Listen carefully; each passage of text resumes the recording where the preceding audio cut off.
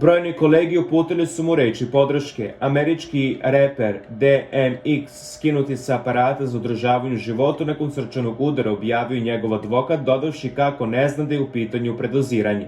Maury Richman je američkim medijima rekao da je i dalje zbrinut za život hip-hop zvezde, čije je pravo ime Earl Simpson. DMX je trenutno u bolnici, tamo je zbog srčanog udara. Skinut je sa aparata za održavanje života i diše samostalno. Međutim, zabrinuti smo, rekao je Richman. Bilo bi neiskreno od mene da sad sugerišem da u ovom trenutku nisam zabrinut, naglasio je, dodavši kako ne zna jesu li tačni medijski natpisi da je reč o predoziranju.